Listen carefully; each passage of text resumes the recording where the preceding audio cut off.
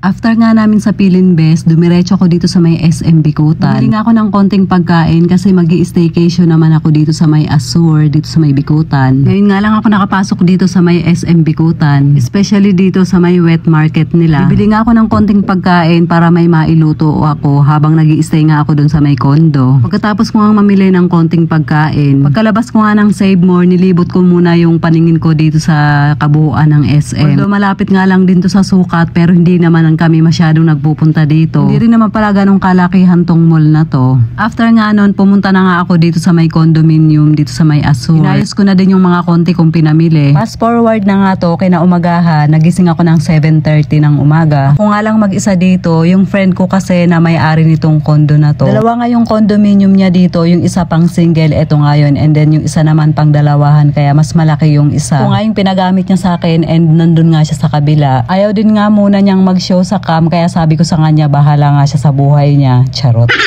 Magluluto nga ako ng almusal kaya kinuha ko yung rice cooker para doon na nga ako magluluto. Madami pa nga pagkaing stock dito sa fridge. Yung karne nga yung kinuha ko kasi nga i-adobo ko siya. Pinili na naman niya ako dito na kahit ano naman ay pwede kong lutuin. So yun nga, kakapalan ko na yung mukha ko kahit hindi ito yung binili ko kagabi. Dahil matigas pa nga yung baboy, nag-init ako ng tubig, then yun nga yung pinampalambot ko dito. Buti na nga lang at may mga stock din siya dito na mga sibuyas, bawang at kung ano-ano pang mga condiments. Kasi hindi rin naman ako bumili ng ganon. After ko nga ma-prepare lahat, nagluto na nga ako.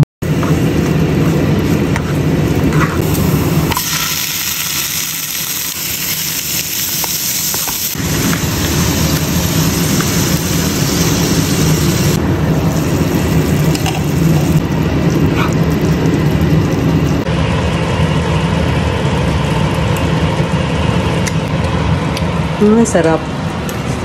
Namiss ko yung adobo ko. Pagkatapos ko nga magluto, kumain na nga ako and nagtimpla rin ako ng kape. Hindi ko rin alam kasi kung pupunta yung kaibigan ko dito and tinirhan ko nga din nga siya kung sakaling pumunta nga siya dito and kung hindi naman, ito na nga rin yung kakainin ko maghapon. Matipid naman din kasi ulamin yung adobo. So guys, kain tayo.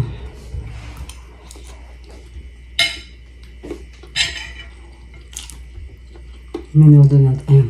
Caldereta na ito. Hindi pa yan ni Mary Jane. Nakaraan kasi nandito ako, pumunta ako dito nung nakaraan. Kasi yung kaibigan ko, binigyan ko nga nito.